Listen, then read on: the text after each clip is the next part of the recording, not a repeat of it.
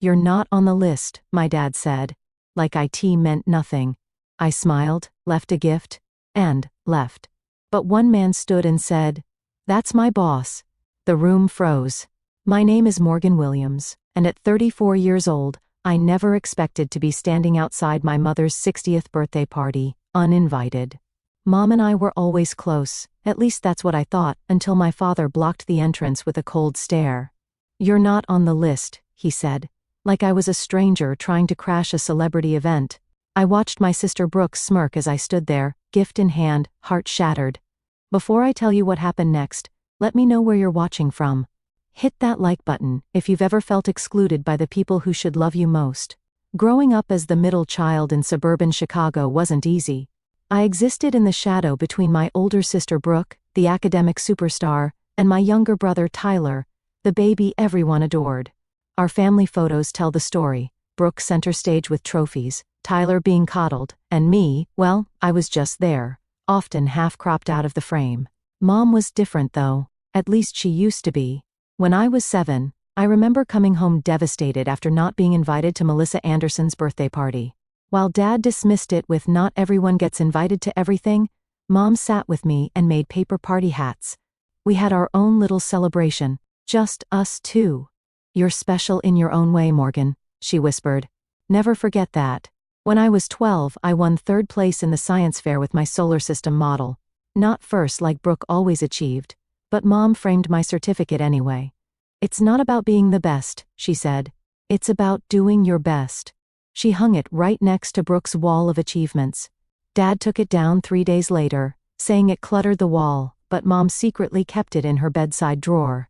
During my 16th birthday, when friends canceled last minute for a more popular girls' party, Mom drove me 2 hours to the city for a musical I'd been dying to see. We dressed up, had dinner at a fancy restaurant, and she treated me like I was the most important person in the world. "Sometimes it's quality, not quantity, that matters with relationships," she assured me.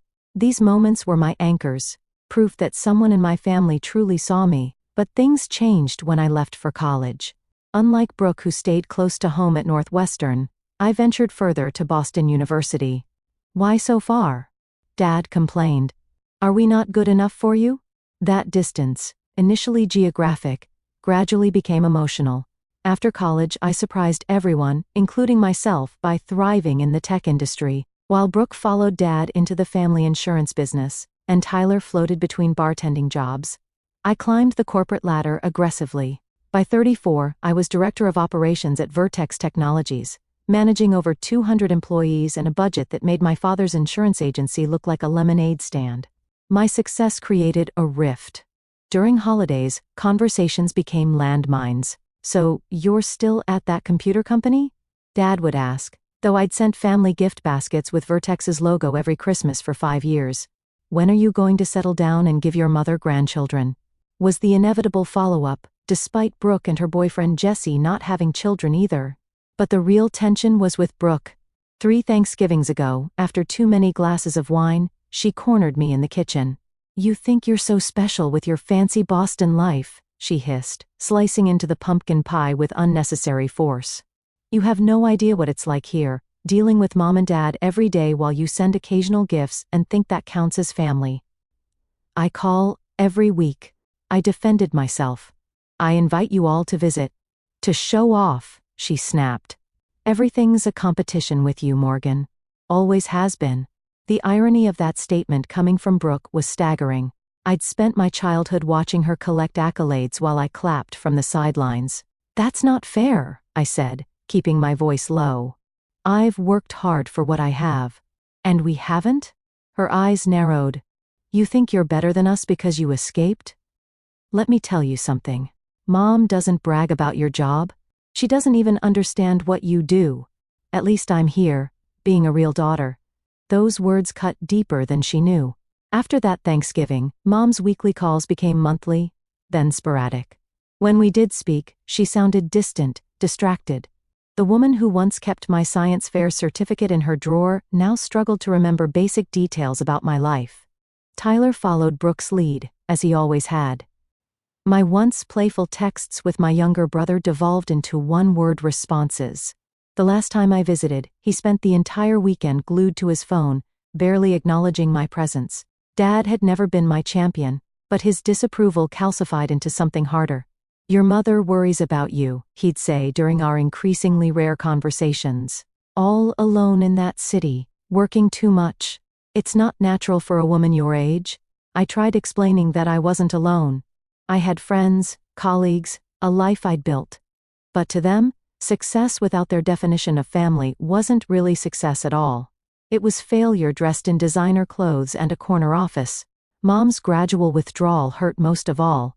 The woman who once drove 2 hours for a musical now couldn't seem to spare 5 minutes on the phone without Brooke hovering in the background. "Brooke says you're too busy for us now," she mentioned once, voice small. "Is that true, Morgan?" No matter how I answered, the narrative had already been written. I was the daughter who left, the one who chose career over family, the villain in a story I never agreed to star in. Last Thanksgiving was the breaking point.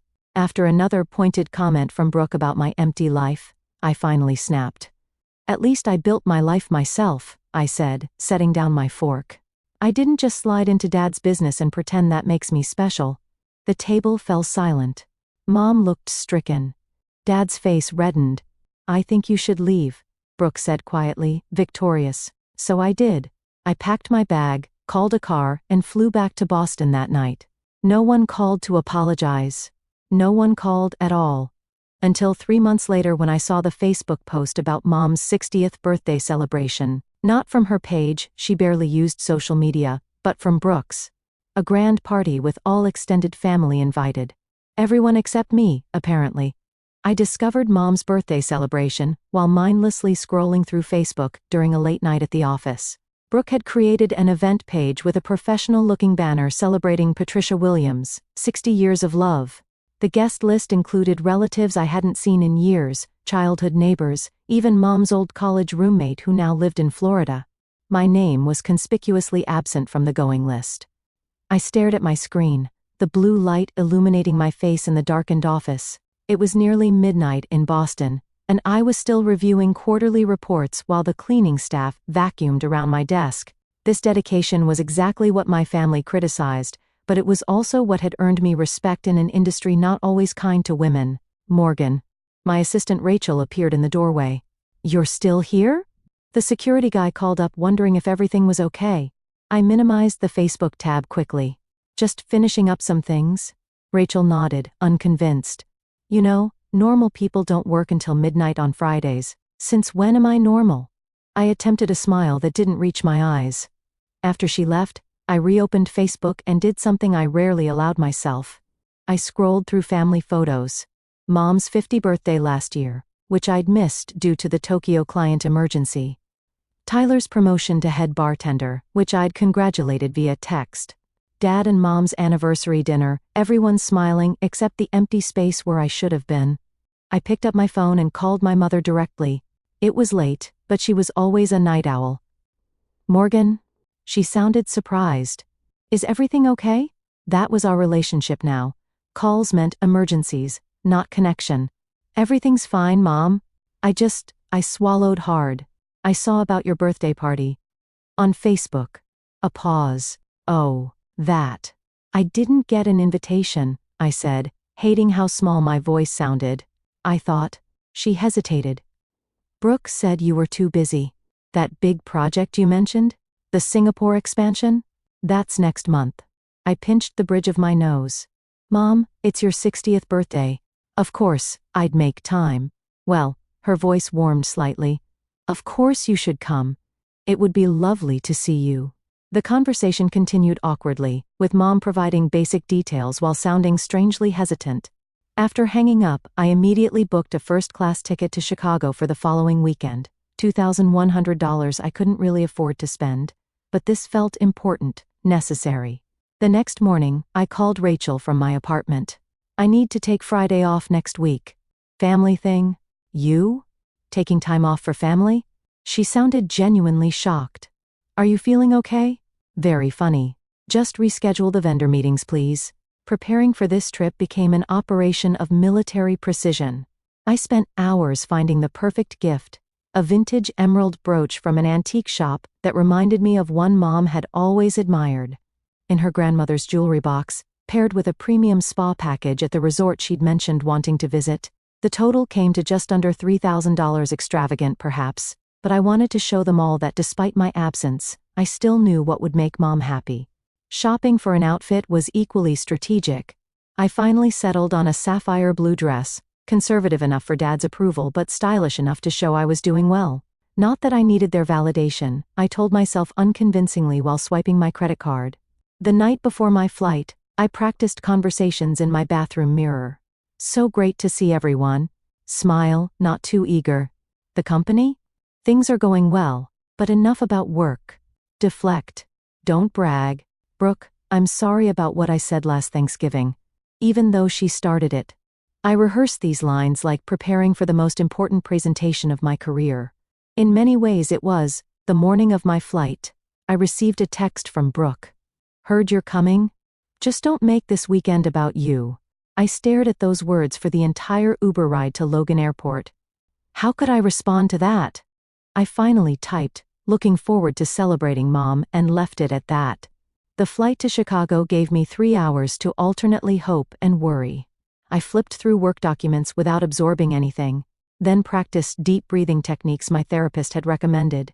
Your family triggers old patterns, Doctor, Levine had explained during our sessions. Remember, you're returning as the adult you are now, not the child you were then. Easy to say. Harder to feel when approaching the gravitational pull of childhood dynamics. I checked into the Westin downtown, rather than staying at my parents' house in the suburbs. Another decision that would likely be interpreted as Morgan being too good for us, but the thought of sleeping in my old bedroom, still decorated with my high school debate team pennants, was unbearable. I needed neutral territory, somewhere to retreat if things went badly. That evening, I ordered room service and laid out my outfit for tomorrow. The blue dress, silver heels that weren't too high, simple pearl earrings that had been a college graduation gift from Mom. Everything calculated to send the right message. Successful but not showy. Professional but still feminine. Independent but still your daughter. I barely slept. By morning, I had convinced myself this trip was either going to heal everything or break what little connection remained. There was no middle ground. I applied my makeup with trembling hands, curled my hair and practiced one last smile in the mirror. Happy birthday, Mom, I whispered to my reflection. I hope you're glad to see me. The venue was a renovated boathouse overlooking Lake Michigan, exactly Mom-style, elegant but unpretentious, with natural wood beams and floor-to-ceiling windows capturing the April sunlight dancing across the water. I recognized cars in the parking lot, Uncle Robert's vintage Corvette, Aunt Diana's practical Subaru, even my cousin Stephen's motorcycle. All the Williams family vehicles, familiar as childhood toys. As I approached the entrance, clutching my carefully wrapped gift, I spotted my father's college friend Thomas smoking outside. Morgan! His eyebrows shot up. My goodness, is that you? It's been years. Hi, Mr. Paulson. I smiled, falling back into childhood formality. Good to see you. You look just like your mother at your age, he said, giving me an awkward side hug. She'll be thrilled you made it. She was just saying she wished all her children could be here today. That comment sent a confusing ping through me. Why would Mom say that if she knew I was coming? Before I could question further, my cousin Eliza emerged from the building. Morgan. Her surprise seemed genuine as she embraced me. I had no idea you were coming. Brooke said you couldn't make it because of some big work thing. I rearranged some meetings, I said carefully, increasingly uneasy. It's Mom's 60th. I wouldn't miss it. Eliza's expression shifted subtly. Right? Well, everyone's inside. Your mom looks beautiful. I followed her to the entrance, where my father stood greeting guests. His gray hair was freshly cut, his posture still military straight from his years in the reserve. When he saw me, no smile came. Instead, his face hardened into the expression I knew from childhood reprimands. Morgan, he said flatly, what are you doing here? The question knocked the rehearsed greeting from my mind. I'm here for Mom's birthday, I said, trying to keep my voice light. Is that so surprising? He looked down at the clipboard in his hand, running his finger down what appeared to be a guest list. You're not on the list. Those 4 words hung in the air between us. I felt blood rush to my face, aware of others watching this interaction. "There must be some mistake," I said quietly. "I spoke to Mom last week. She said of course I should come." Dad's expression didn't change. "There's no mistake. This party has been planned for months by people who are actually involved in your mother's life." The deliberate cruelty of his words stole my breath. Behind him, I could see other guests pretending not to watch, while absolutely watching. This humiliation was public, intentional. "Dad," I said, lowering my voice further, "please don't do this. I flew in specifically for this. I just want to wish Mom happy birthday." "You should have called first," he said. "This is a private party for people who actually make time for family." Before I could respond, Brooke appeared at his side, her boyfriend Jesse trailing behind her. She wore a pink dress nearly identical to one Mom owned, her hair styled in Mom's preferred soft waves. The visual message wasn't subtle. She was the true daughter, the rightful heir to maternal affection. "Is there a problem?" she asked sweetly, though her eyes gleamed with satisfaction. "Morgan's not on the guest list," Dad repeated. "Oh." Brooke's false concern was almost artistic. "That's awkward. I thought we discussed this, Morgan. After what happened at Thanksgiving?" "We didn't discuss anything," I said, fighting to keep my composure. "I spoke to Mom directly. Mom probably felt put on the spot." Brooke shrugged. "You know how she hates confrontation." I looked past them, trying to locate my mother in the crowd inside. "Where is she? I'd like to speak with her myself." "She's busy with her actual guests," Dad said. "I'm not going to let you upset her on her birthday." I noticed Jesse shifting uncomfortably behind Brooke, his gaze fixed on the ground. He was tall, conventionally handsome with dark hair and glasses, wearing a suit that looked expensive but slightly too large. I'd never met him before, only seen him in Facebook photos. He seemed distinctly uncomfortable with the scene unfolding. As I stood there, gift in hand, I overheard an older woman whisper, "Is that Morgan?" I thought she wasn't speaking to the family anymore. Another voice, Cousin Stephen's wife perhaps. Brooke said she called Patricia an unsupportive mother at Thanksgiving. Can you imagine? And then Brooke herself, not bothering to lower her voice. Did she really think she was welcome after what she said? In that moment, I understood with crystal clarity. This rejection wasn't impromptu. It was planned, probably anticipated with pleasure. I was being punished, not just excluded. I took a deep breath and steadied myself. I would not cry here. I would not give them the satisfaction. "I understand," I said, surprising myself with how calm I sounded. "Please give this to Mom. It's her birthday gift." I handed the beautifully wrapped package to my father, who took it reflexively. "Tell her I love her and hope she has a wonderful birthday," I continued, maintaining eye contact with him. "That's all I came to say." Without waiting for a response, I turned and walked away. Back straight, pace measured. I didn't allow myself to rush, though every instinct screamed to run from this humiliation. Behind me, I heard Brooke's laugh, then my father's deeper voice saying something I couldn't quite catch. I made it all the way to my rental car before my hands started shaking so badly I couldn't get the key into the ignition. The carefully applied mascara was in danger of creating black rivers down my cheeks. I gripped the steering wheel, focusing on my breathing. In, 2, 3, 4. Out. 2, 3, 4. I would not break down in this parking lot. I would drive back to the hotel, pack my things, change my flight, and be back in Boston by tomorrow. This chapter would be closed forever. No more attempts at reconciliation, no more holiday phone calls, no more pretending we were a family instead of people who once lived in the same house. I was about to start the car when a knock on my window nearly caused me to jump out of my skin.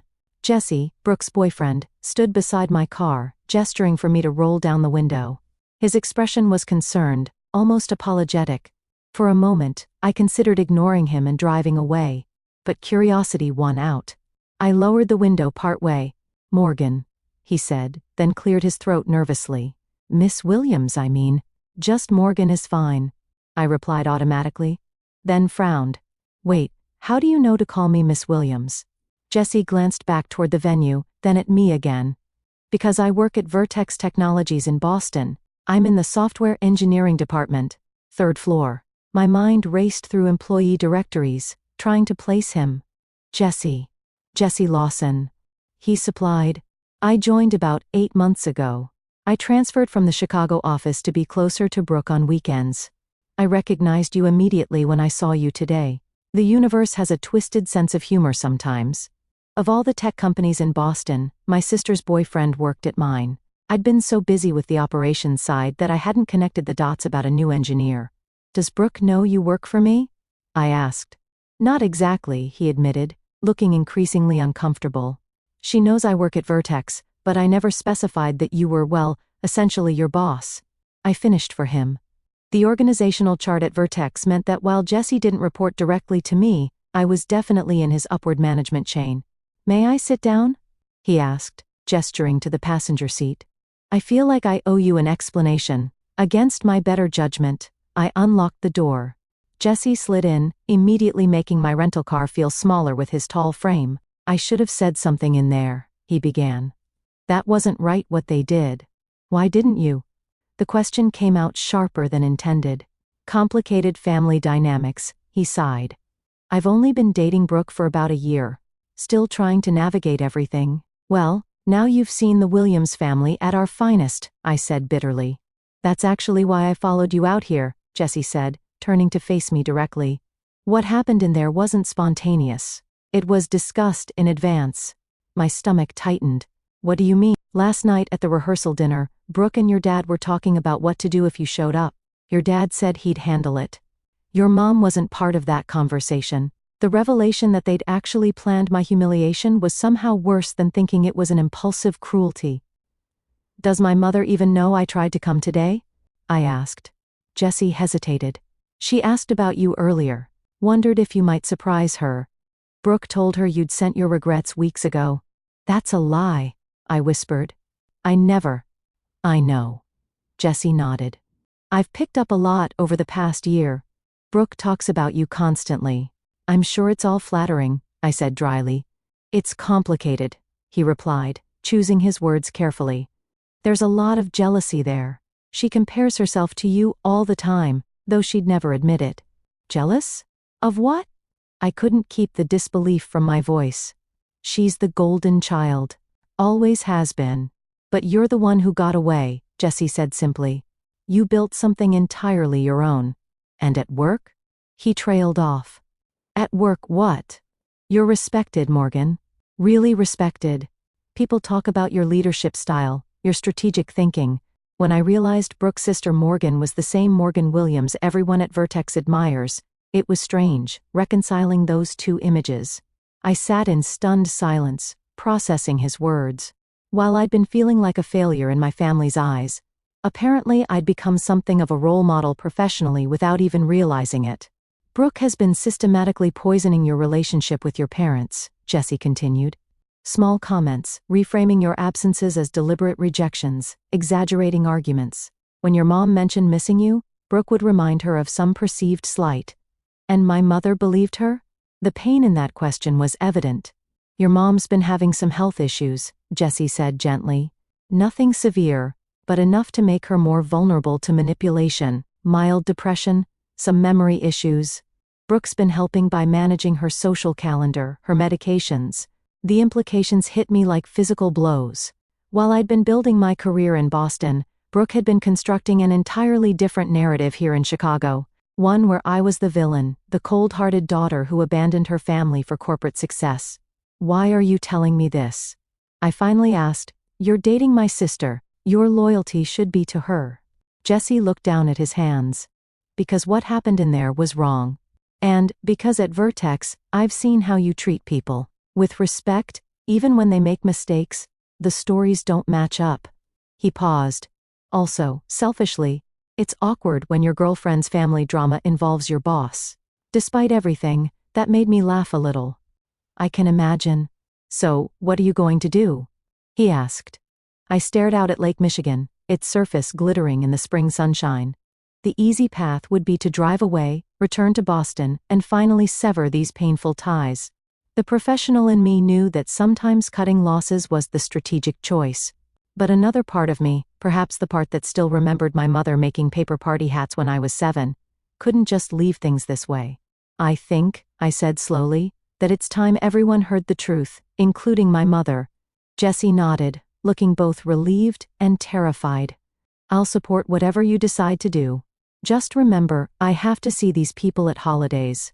Don't worry, I assured him, reaching for the door handle. I've learned a thing or two about handling difficult personalities in the corporate world. As we walked back toward the venue, I felt a strange calm settle over me. This confrontation wasn't what I'd planned for today, but perhaps it was exactly what had been needed for years. Walking back into that building was one of the hardest things I've ever done. Harder than my first major presentation to the board. Harder than firing a team member I personally hired. This required a different kind of courage. The courage to face people who'd known you since you wore braces and still believed they had the right to define who you were.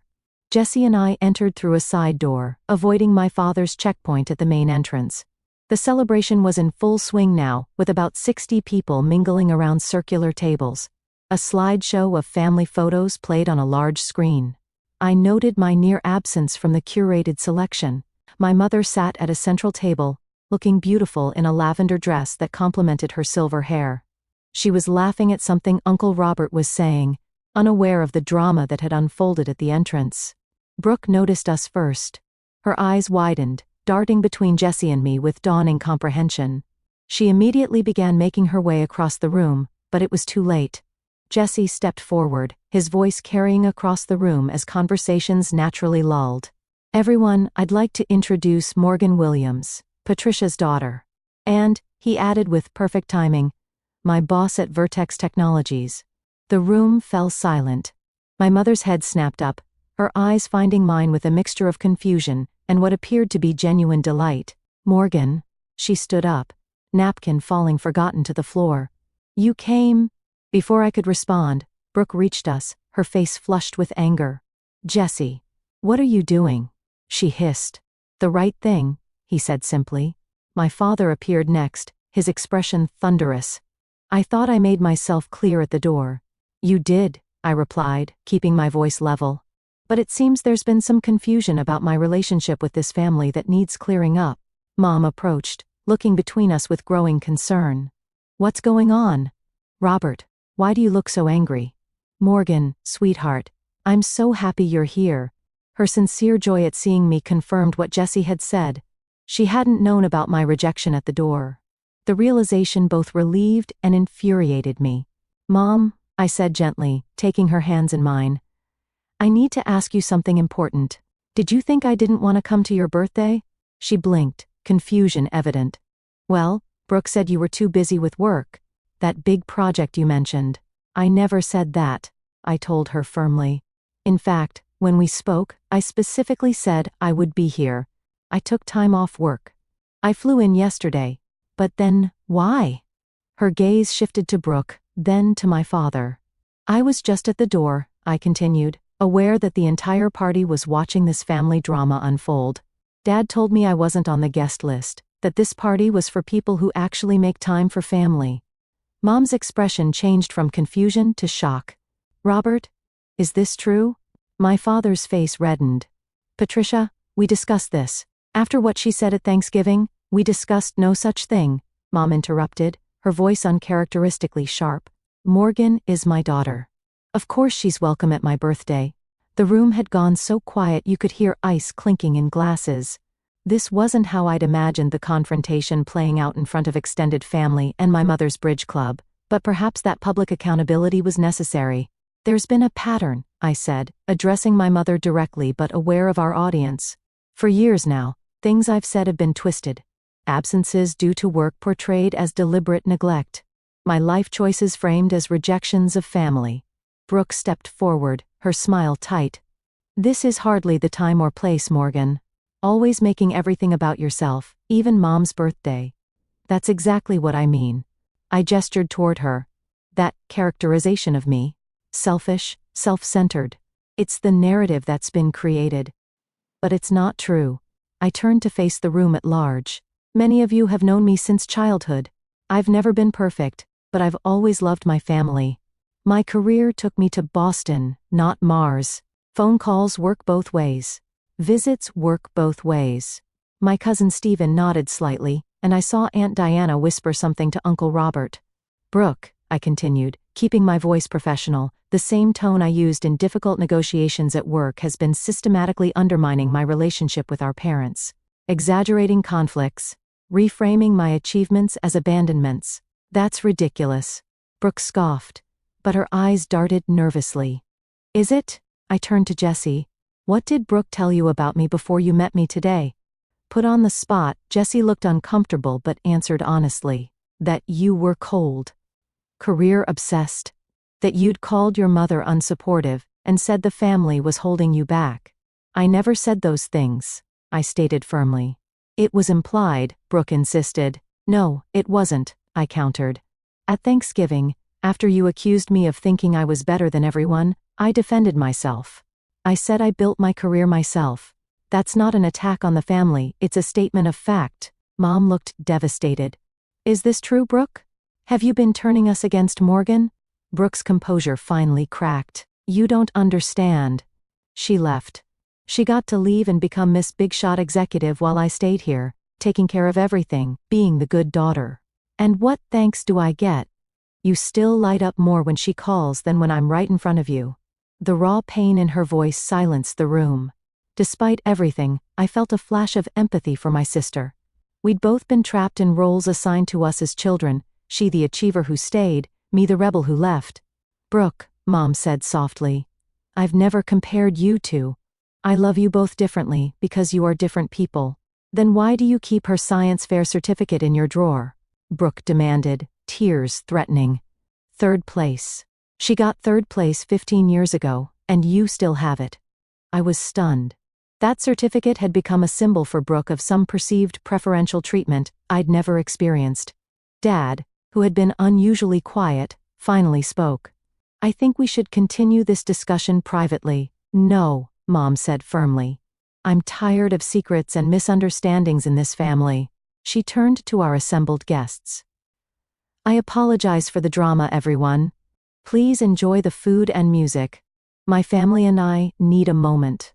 She gestured toward a small side room, and my father, Brooke, Jessie and I followed her. As the door closed behind us, I caught glimpses of wide eyes and whispered conversations erupting in our wake. Inside the private room, Mom took charge in a way I hadn't seen in years. Sit down, all of you. We complied like scolded children. Robert? She addressed my father first. Did you turn our daughter away at the door of my birthday party? Dad shifted uncomfortably. I was protecting you. After what she said about the family, what exactly did she say? Mom pressed. In her own words, not Brooke's interpretation. My father looked genuinely confused. That we were holding her back. That she had to build her life herself because we never supported her. That's not what I said, I interjected quietly. I said I built my career myself, which is true. It wasn't an attack, it was a statement of fact after Brooke accused me of having an empty life. Mom turned to Brooke. Have you been deliberately keeping your sister and me apart? Brooke's defiance crumbled under our mother's direct questioning. I was tired of being taken for granted. Morgan gets to swoop in for holidays, everyone makes a big fuss, then she disappears again while I'm here every day, driving you to doctor's appointments, helping with the house. Doctor's appointments? I interrupted, looking at my mother. What doctor's appointments? Mom sighed. I've been having some issues with mild depression and memory. Nothing serious, but it's been challenging. Brooke has been very helpful. You never told me, I said, hurt evident in my voice. Brooke suggested it might stress you out, with your demanding job, Mom admitted, then frowned. But, I see now that wasn't her decision to make. The pieces were falling into place. My mother's increasing distance, her confusion during our calls, the way Brooke had positioned herself as gatekeeper to family information. I'm sorry. Jessie spoke up unexpectedly. I should have said something sooner. I've witnessed some of these conversations where things Morgan supposedly said were exaggerated. Brooke turned to him, betrayal in her eyes. You're taking her side? Your boss over your girlfriend. It's not about sides, Jessie said gently. It's about the truth. The word hung in the air between us. Truth. Something our family had been dancing around for years, preferring comfortable narratives to difficult realities. I want to try again, I said into the silence, all of us. But we need honesty. No more triangulation, no more gatekeeper games, No more rewriting conversations. Mom reached out and took my hand. I want that too. I've missed you, Morgan. More than you know. Dad cleared his throat. I may have misjudged some things. If what you're saying is accurate. It wasn't quite an apology, but from my father it was significant. Brooke remained silent, tears streaming down her face now. The careful image she'd cultivated, perfect daughter, family protector, was crumbling, and I couldn't tell if she was mourning its loss or relieved to set down the burden. This won't be fixed in one conversation, I acknowledged. But it's a start. As we prepared to rejoin the party, Mom held me back for a moment. Your gift, she said softly. The emerald brooch. How did you know? You showed me Grandma's jewelry box when I was 10, I replied. You pointed to a similar one that was lost during the move. You said it was your favorite. Her eyes filled with tears. You remembered that? After all these years, I remember everything important, Mom, I said, squeezing her hand. Just because I'm not here doesn't mean I'm not present. We returned to the celebration, the tension still palpable but somehow lighter. The truth, even painful truth, weighs less than lies. As guests slowly resumed their conversations, I noticed something unexpected. Family members approaching me, making real connections rather than small talk. Even my father made an effort, awkwardly asking about my work with genuine interest for perhaps the first time. Brooke remained distant, processing her new reality. This confrontation had exposed not just her actions, but her insecurities. Healing that relationship would take the most time if it could be healed at all. But as Mom cut her birthday cake, with me standing on one side and Brooke on the other, both of us reflected in her smile. I felt something I hadn't expected to find that day. Hope. The Monday after Mom's birthday, I returned to my office in Boston with the emotional equivalent of a hangover. The confrontation had been necessary but draining. I'd extended my stay through Sunday, spending time with Mom, having stilted but civil conversations with Dad, and giving Brooke the space she clearly needed. Rachel looked up from her desk as I walked in, coffee in hand. So? How was the family reunion? Eventful, I replied, managing a small smile. Very eventful. And did they appreciate the amazing, successful woman you've become? She asked, only half joking. Actually, I said, surprising myself with the realization, I think they're starting to. The professional implications of the weekend hit me around 11 that morning when I received an email from HR confirming a transfer request for Jesse Lawson. My sister's boyfriend was moving from software engineering to the product development team, a lateral move that would take him out of my reporting chain. Professionally appropriate, personally complicated. I called Jesse that afternoon. You didn't have to transfer departments, I said when he answered. It seemed like the right thing to do, he replied. Cleaner boundaries, given everything. How's Brooke taking all of this? I asked the question I'd been avoiding. Jesse's sigh carried through the phone. She's struggling. Your confrontation shattered the narrative she's been living in. She gave me an ultimatum Saturday night. My stomach tightened. You or me? Essentially, he confirmed. She said if I respected her, I'd quit Vertex. The manipulation was so familiar it almost made me laugh. What did you tell her? That I respect myself too much to let anyone dictate my career choices, he said simply. We're taking a break while she processes everything. I felt a stab of guilt. I never meant to come between you. You didn't, Jesse assured me. This was coming anyway. I've been noticing patterns in how she handles conflict. Your confrontation just accelerated things.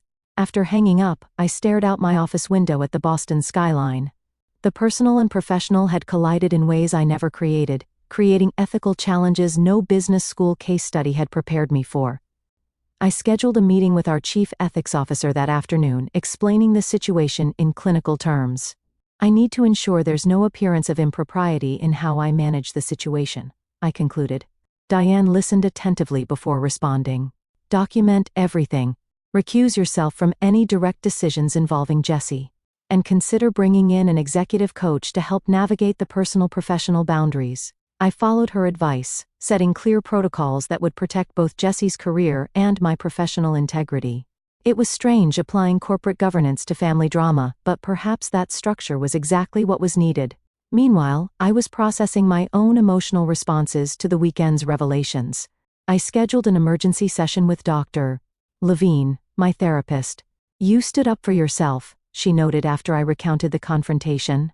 How did that feel? Terrifying, I admitted. And then liberating. The family dynamics you've described are classic, she explained.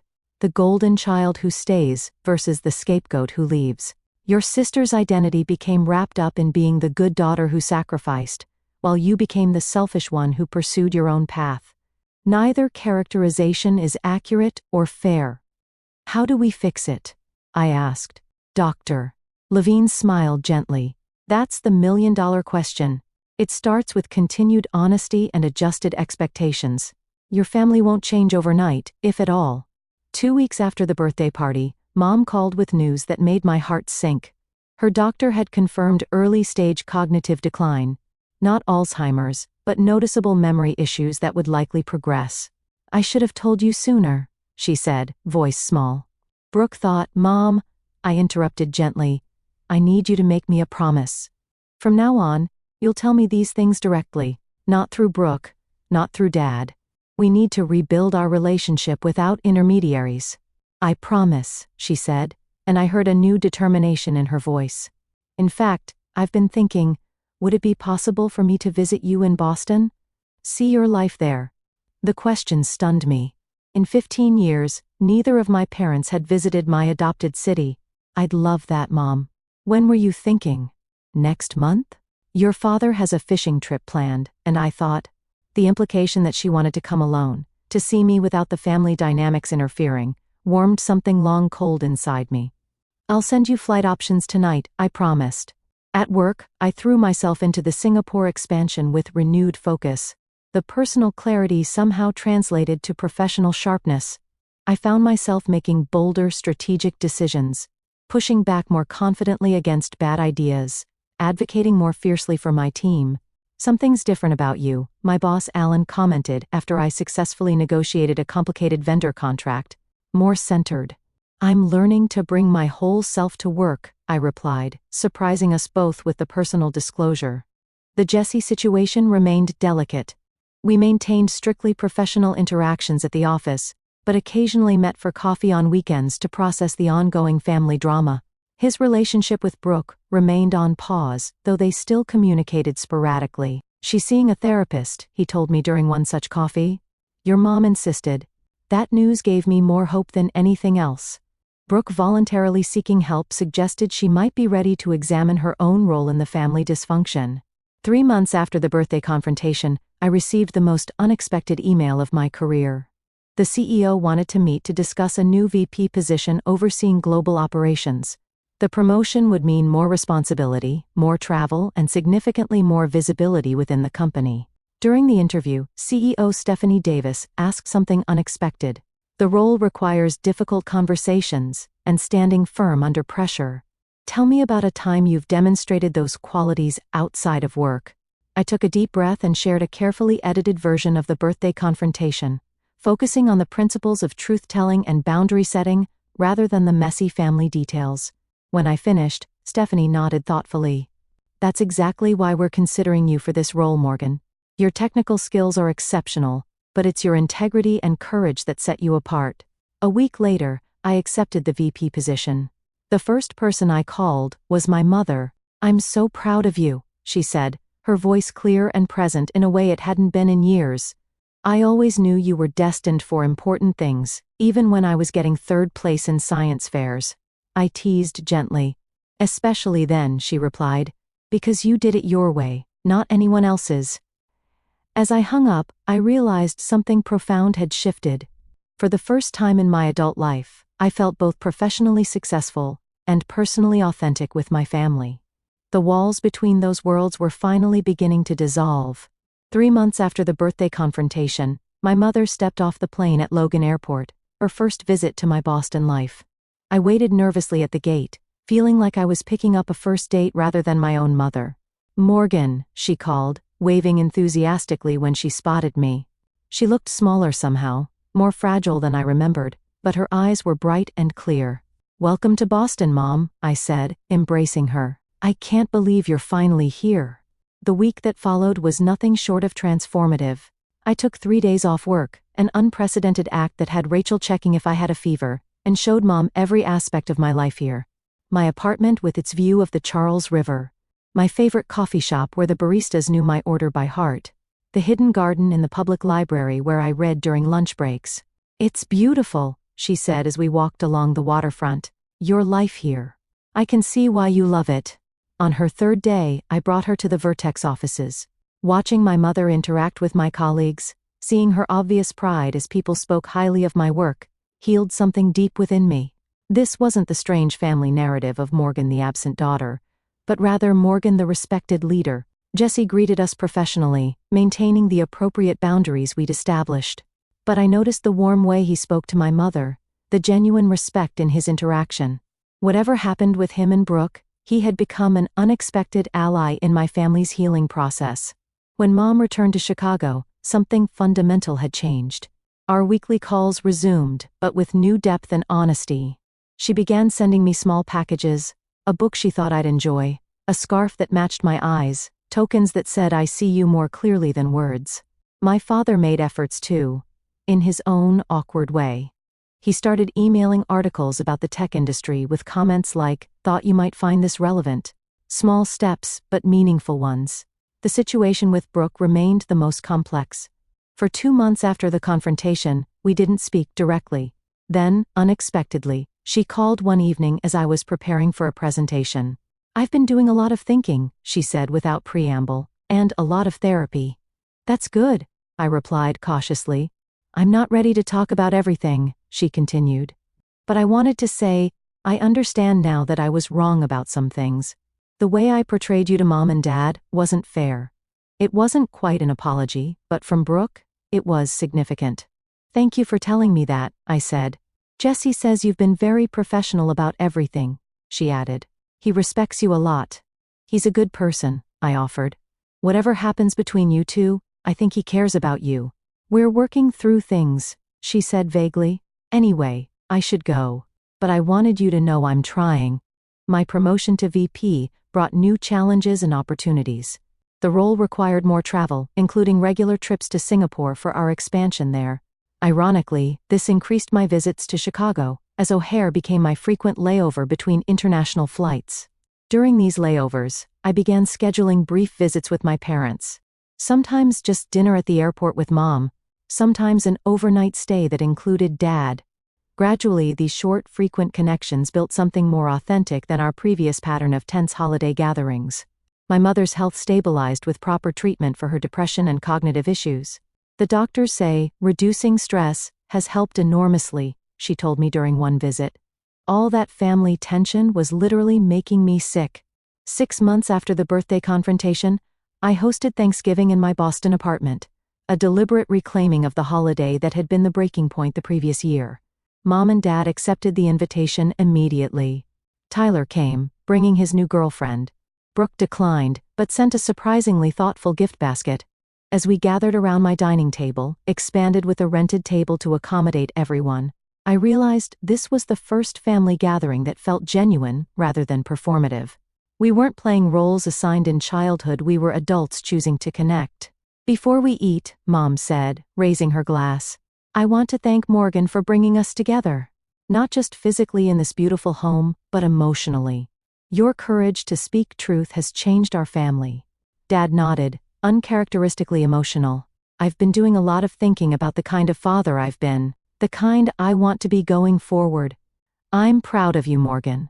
Your success, yes, but more importantly, your integrity." That acknowledgement, so long desired and never expected, brought tears to my eyes. Later that evening, as everyone helped clean up, another first in Williams' family history, I received a text from Brooke. "Hope dinner went well. Maybe next year." Those 4 words contained more hope than 1,000 forced family photographs. The professional lessons from this personal journey were profound.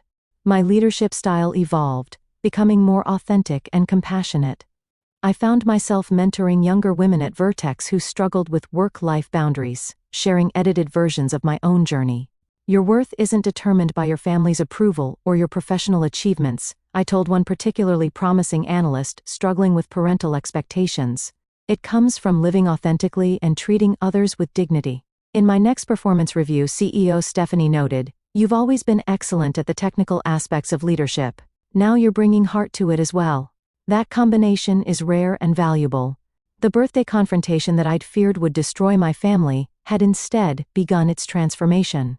Not into some perfect Hallmark movie unit. We were still messy, still learning, still occasionally falling into old patterns.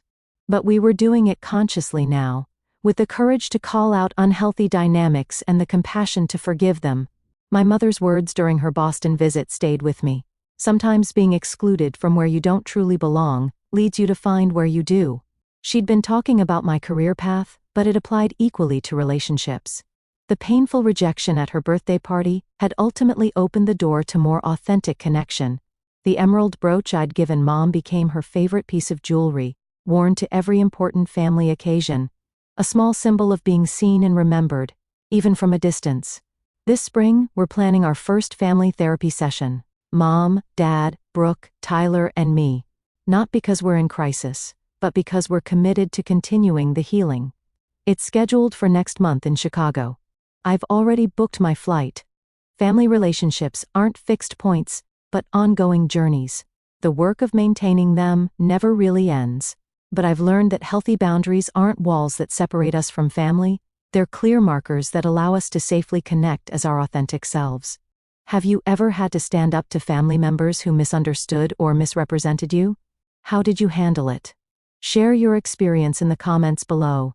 If this story resonated with you, please hit that like button and subscribe for more stories about navigating complex relationships and finding your authentic voice. Thank you for listening to my journey. And remember, sometimes the path to healing begins with the courage to speak your truth, even when your voice shakes.